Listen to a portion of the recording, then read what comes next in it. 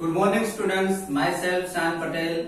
Today we are going to start part 3 of chapter number 9 reproduction in animals. जैसे कि बच्चों हमारा बहुत ही इंटरेस्टिंग चैप्टर चल रहा है, chapter number 9 reproduction in animal. Animal में रिप्रोडक्शन किस तरीके से होता है। ओके, तो फर्स्ट लेक्चर में बच्चों हमने पार्ट 1 में रिप्रोडक्शन के बारे में समझा था कि रिप्रोडक्शन जो है इतना इम्पोर्टेंस क्यों है ना। उसके बाद पार्ट 2 में हमने male reproductive organs and female reproductive organs के बारे में समझा। बहुत ही मस्त फिगर ड्रॉ करके हमने पूरा एक्सप्लेन किया था, है ना। अभी आज पार्ट 3 में हम उससे आगे हमें ऑर्गन्स के बारे में तो समझ लिया कि मेल का रिप्रोडक्टिव ऑर्गन्स कौन सा है, फीमेल का रिप्रोडक्टिव ऑर्गन्स कौन सा है। ओके, और उसमें से क्या प्रोड्यूस होता है। मेल में से मेल जो रिप्रोडक्टिव ऑर्गन्स जो है उसमें से स्पर्म प्रोड्यूस होता है ना। और फीमेल जो रिप्रोडक्टिव ऑर्गन जो है उसमें से ओव्यूल एग प्रोड्यूस होता है, बराबर। वो हमने लास्ट लेक्चर में हमने समझ दिया। अब ये जो प्रोड्यूस होगा उसके बाद कौन सी प्रोसेस होगी उसके बारे में समझेंगे आज पार्ट 3 में। Okay, see here fertilization. Now our main topic is fertilization. Fertilization जो प्रोसेस है वो किस तरीके से होती है उसके बारे में समझेंगे। So see here, the first step in the process of reproduction is the fusion of a sperm and an ovule. देखो बच्चों यहाँ पे ऐसा बताया गया कि रिप्रोडक्शन की जो प्रोसेस है उसका जो फर्स्ट स्टेप है वो कौन सा है। तो जब स्पर्म एंड ओव्यूल दोनों का फ्यूजन होता है, जब दोनों मिलते हैं, आपको पता है कि स्पर्म जो है वो मेल में से प्रोड्यूस होता है, मेल ऑर्गन में से प्रोड्यूस होता है ना। और ओव्यूल जो है वो फीमेल ऑर्गन में से प्रोड्यूस होता है। जब मेल ऑर्गन और फीमेल ऑर्गन में से जब ये दोनों प्रोड्यूस होते हैं, स्पर्म एंड ओव्यूल, जब ये स्पर्म एंड ओव्यूल दोनों जब ज्वाइंट होते हैं, दोनों जब फ्यूजन होता है दोनों का, तब ये रिप्रोडक्शन प्रोसेस होती है। समझ में आया। Okay, next, when sperms come in contact with an egg, when sperms come in contact with an egg, जब स्पर्म है जब एग के कांटेक्ट में जब आता है, वन ऑफ द स्पर्म्स में फ्यूज विद द एग, उसमें से बहुत सारे स्पर्म में से एक स्पर्म जो है वो एग में फ्यूज होता है। समझ में आया, उसमें कनेक्ट होता है। Such fusion of the egg and the sperm is called fertilization. ये जो एग और स्पर्म का जो फ्यूजन प्रोसेस जो होती है, ये दोनों मिलते हैं, उस प्रोसेस को फर्टिलाइजेशन प्रोसेस कहा जाता है। समझ में आया। ओके, इन शॉर्ट, जब मेल रिप्रोडक्टिव ऑर्गन्स में से जो स्पर्म प्रोड्यूस होता है और female reproductive organs means ovule, है ना, फीमेल रिप्रोडक्टिव ऑर्गन में से जब ओव्यूल मीन्स एग प्रोड्यूस होता है, जब ये दोनों मिलते हैं, इसमें क्या होता है, जनरली के जो स्पर्म्स होते हैं, बहुत सारे स्पर्म्स होते हैं, उसमें से एक स्पर्म जब एग के साथ बराबर जब फ्यूज होता है, एग के साथ जब उसका फ्यूजन होता है, तब ये फर्टिलाइजेशन प्रोसेस कही जाती है। समझ में आया। ओके, यहाँ पे एक फिगर भी दिखाई गई है, फिगर भी मैं आपको डिटेल में समझाता हूँ। देखिए, ये जो फिगर है उसमें ये फर्टिलाइजेशन की पूरी प्रोसेस है। ये जो फिगर भी आप देख सकते हो, ये पूरी फिगर में यहाँ पे ओव्यूल है, क्या है, यहाँ पे ओव्यूल है। और यहाँ से देखो, यहाँ पे आपको एरो दिख रहा है, 3 एरो। ये जो 3 एरो जो है वो स्पर्म्स के है। ऐसे इस तरीके से स्पर्म जो है वो ओव्यूल की ओर बढ़ते हैं। समझ में आया।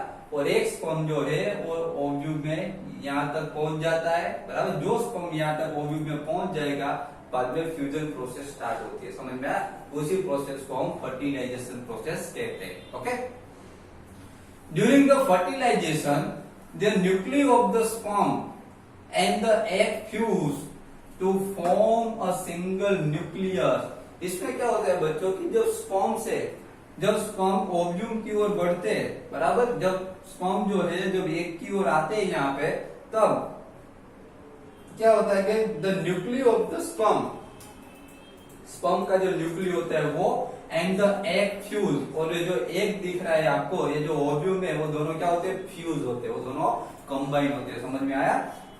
और क्या बनाते हैं, फॉर्म अ सिंगल न्यूक्लियस, और उसमें से एक सिंगल न्यूक्लियस बनता है। ओके, यहाँ पे सिंगल न्यूक्लियस भी दिखाया गया है। This results in the formation of a fertilize egg और जाइगोट। ये जो सिंगल न्यूक्लियस जो बनता है उसको क्या बोलते हैं हम, जाइगोट। एग और जाइगोट इस तरीके से दोनों फ्यूज होते हैं। देखो यहाँ पे दोनों, समझ में आ रहा है? यहाँ पे इस तरीके से स्पर्म एंड ओव्यूम दोनों फ्यूज होते हैं। ओके, और क्या बन जाता है, जाइगोट बन जाता है। क्या बनेगा, zygote. Okay, did you know that the zygote is the beginning of a new individual? क्या आपको पता है कि ये जो जाइगोट है वही शुरुआत है, न्यू इंडिविजुअल की शुरुआत है। समझ में आया? जब न्यू यंग वन, जब ये जो बोर्न होने की शुरुआत है। समझ में आ रहा है आपको? ओके, नाउ अभी हमने फर्टिलाइजर्स के बारे में समझ लिया। शॉर्ट में मैं आपको फिर से एक बार समझा दूं कि फर्टिलाइजर की जो प्रोसेस है वो किस तरीके से होती है। बच्चों, फर्टिलाइजर की जो प्रोसेस हो वो मेनली मेल एंड फीमेल, बराबर। हम जो अभी जो हमारा जो मेन टॉपिक ही चल रहा है अभी भी, सेक्सुअल फर्टिलाइजेशन। समझ में आया? तो सेक्सुअल जो रिप्रोडक्शन जो था उसके अंदर ही ये प्रोसेस होती है। और आपको पता है कि सेक्सुअल रिप्रोडक्शन जो होता है उसमें मेल एंड फीमेल दोनों प्रेजेंट होने चाहिए। समझ में आया? मेल और फीमेल के जो ऑर्गन्स है वहां से प्रोसेस स्टार्ट होती है। मेल ऑर्गन जो होता है, मेल ऑर्गन जो होता है उसमें से स्पर्म प्रोड्यूस होता है। क्या प्रोड्यूस होता है, स्पर्म। समझ में आया? मेल ऑर्गन जो होगा उसमें से स्पर्म प्रोड्यूस होगा, और फीमेल ऑर्गन जो होगा उसमें से ओव्यूम प्रोड्यूस होगा। क्या प्रोड्यूस होगा, ओव्यूम मींस एग। समझ में आया? बस ये दोनों से ही बाद में शुरुआत होती है फर्टिलाइजेशन की।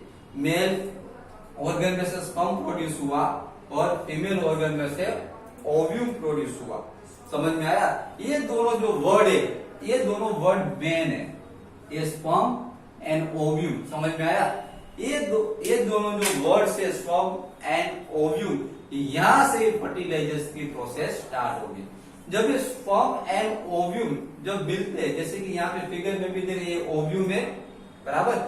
स्पर्म क्या करते हैं, ओव्यूम की ओर आते हैं। स्पर्म बहुत सारे स्पर्म्स होते हैं, मिलियंस ऑफ स्पर्म्स होते हैं, उसमें से सब स्पर्म्स ओव्यूम तक नहीं पहुंचते। समझ में आया? सब स्पर्म ओव्यूम तक नहीं पहुंचेंगे। एक ही स्पर्म होगा, एक या दो स्पर्म जो ओव्यूम तक पहुंच जाएंगे। समझ में आया? और जब दोनों ओव्यूम और स्पर्म जब दोनों मिलते हैं तब कौन सी फ्यूजन प्रोसेस स्टार्ट है। फ्यूजन होता है दोनों का, क्या होता है, फ्यूजन, जिसको हम फर्टिलाइजेशन कहते हैं। समझ में आया? ओके, देन और ये जब फर्टिलाइजेशन प्रोसेस जो होगी, जब दोनों का फ्यूजन होगा स्पर्म एंड ओव्यूम का, तब उसमें से जाइगोट बनेगा। क्या बनेगा, जाइगोट। और ये जो जाइगोट है वही न्यू इंडिविजुअल की शुरुआत है। समझ में आया? जाइगोट जो है वही न्यू इंडिविजुअल की शुरुआत होती है। Okay, now the process of fertilization is the meeting of an egg cell from the mother and a sperm cell from the father। जैसे कि मैंने आपको आगे भी समझा दिया। ओके, फीमेल एंड मेल दोनों ही सेक्सुअल रिप्रोडक्शन में फीमेल एंड मैन दोनों ही प्रेजेंट होने चाहिए। ओके, तो इसमें ये जो फर्टिलाइजेशन की जो प्रोसेस है वो दोनों की मीटिंग है। कौन दोनों की मीटिंग, तो egg cell from the mother, mother का जो एग सेल होता है जिसको ओव्यूम कहते हैं, मदर का जो एग सेल जो होता है जिसको ओव्यूम कहते हैं, और फादर में क्या होता है, स्पर्म। क्या होता है, फादर में स्पर्म। तो मदर का जब एग सेल और फादर का स्पर्म जब दोनों मिलते हैं, जब दोनों की मीटिंग होती है, तब ये फर्टिलाइजेशन प्रोसेस स्टार्ट होती है। समझ में आया? Okay, next. So, the new individual inherits some characteristics from the mother and some from the father। समझ में आया? इसमें फादर का स्पर्म और मदर का एग मीन्स ओव्यूम दोनों मिलते हैं। समझ में आया? तभी ये फ्यूजन प्रोसेस होती है, फर्टिलाइजेशन प्रोसेस होती है। इसके लिए जब न्यू वन जब बोर्न होता है, दोनों का, मदर एंड फादर का, न्यू इंडिविजुअल जब बोर्न होता है, तब उसमें जो कैरेक्टरिस्टिक्स जो होती है वो कुछ फादर जैसी होती है और कुछ मदर जैसी होती है। समझ में आया? आप देखोगे तो आपके अराउंड, आप देखोगे तो आपके ब्रदर और सिस्टर होगे, कुछ कैरेक्टरिस्टिक उसमें फादर की होगी, कोई फादर जैसा दिखेगा, कुछ कैरेक्टरिस्टिक उसमें मदर की होगी, कोई मदर जैसा दिखेगा। समझ में आया? तो इस तरीके से ये पूरी प्रोसेस फर्टिलाइजेशन की प्रोसेस होती है और कैरेक्टरिस्टिक्स जो होती है वो इसी तरीके से डिपेंड करती है ना। Next, look at your brother और सिस्टर। आया? यहाँ पे क्या बताया गया? लुक एट योर ब्रदर और सिस्टर, आपके ब्रदर या फिर सिस्टर को देखिए। See if you can recognise some characters in them similar to those of your brother और फादर। अगर आप देखोगे वो कैरेक्टर को तो आपको उसमें या फिर कुछ मदर के कैरेक्टरिस्टिक्स दिखेंगे या कुछ फादर के उसमें कैरेक्टरिस्टिक्स दिखेंगे। समझ में आया? And then fertilization which takes place inside the female body is called the internal fertilization। बच्चों यहाँ पे ऐसा बताया गया है कि फर्टिलाइजेशन की ऐसी प्रोसेस जो इनसाइड द फीमेल बॉडी, जो फीमेल की बॉडी में जब फर्टिलाइजेशन की प्रोसेस होती है तो उसको हम इंटरनल फर्टिलाइजेशन कहते हैं। हमारा गोल होता है वो भी इंटरनल फर्टिलाइजेशन ही है। समझ में आया? क्योंकि उसमें भी क्या होता है, हमारी जो मदर होती है उसके बॉडी के अंदर ही ये फर्टिलाइजेशन की प्रोसेस होती है, इसलिए इसको हमारा जो बोन है, ह्यूमन बीइंग्स का जो बोन है उसको ही इंटरनल फर्टिलाइजेशन भी कहा जाता है। समझ में आया? Okay. Then internal fertilization occurs in many animals including humans, cows, dogs and hens। देखा, इंटरनल फर्टिलाइजेशन जो है वो मेनी एनिमल्स, बहुत सारे एनिमल्स में इंटरनल फर्टिलाइजेशन ही होता है। जैसे कि हम है, ह्यूमन है, काव है, डॉग्स है, हैंड्स है, इन सब में इंटरनल फर्टिलाइजेशन होता है। क्योंकि जो न्यू बोर्न जो होता है, जो फर्टिलाइजेशन की जो प्रोसेस होती है वो मदर की बॉडी में होती है, इनसाइड द मदर बॉडी। समझ में आया? इसीलिए ये जो fertilization humans, cows, dogs and इन सब में जो फर्टिलाइजेशन जो होते हैं उसको इंटरनल फर्टिलाइजेशन कहा जाता है। Okay, now next, you will be surprised to know that in many animals fertilization takes place outside the body of the female.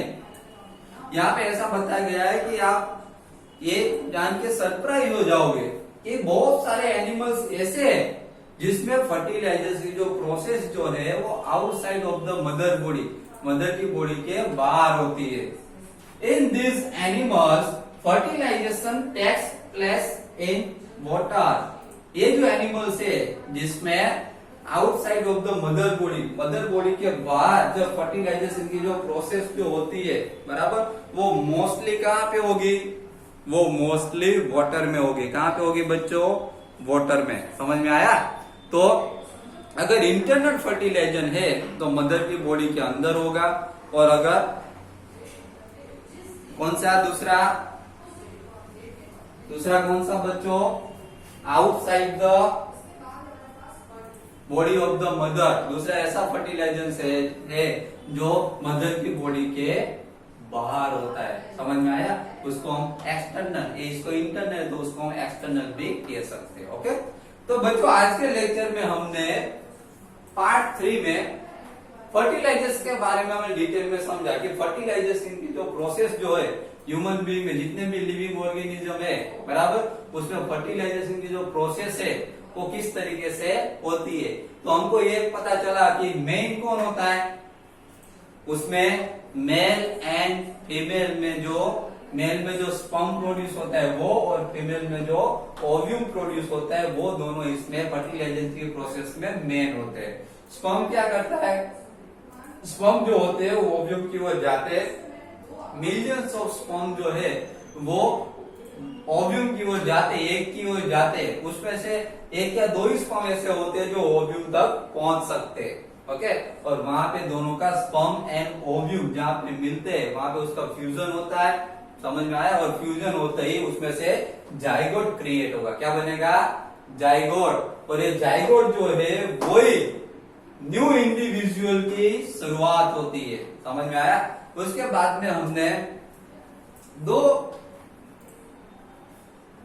में हमने इंटरनल फर्टिलाइजेशन के बारे में समझा और एक्सटर्नल फर्टिलाइजेशन के बारे में समझा। इंटरनल फर्टिलाइजेशन है बच्चों, वो क्या है कि इंटरनल फर्टिलाइजेशन जो होता है वो मदर की बॉडी के अंदर होता है। कहां पे होता है इंटरनल फर्टिलाइजेशन? मदर की बॉडी के अंदर, समझ में आया। और जो मदर की बॉडी के बाहर जो फर्टिलाइजेशन होता है उसको हम एक्सटर्नल फर्टिलाइजेशन भी कह सकते हैं, समझ में आया। तो बस बच्चों आज के लेक्चर में पार्ट 3 में इतना ही। मैंने जो आपको फर्टिलाइजेशन के बारे में डिटेल में समझाया, ओके। तो इस वीडियो को अगर आपको ना समझ में आया हो तो फिर से इस वीडियो को 2-3 टाइम्स फिर से इसको देख लीजिए, ओके। बाकी काम पार्ट 4 में समझेंगे। इसके बाद के जो टॉपिक है वो भी बहुत इंटरेस्टिंग है, वो पार्ट 4 में समझेंगे, okay. Thank you very much.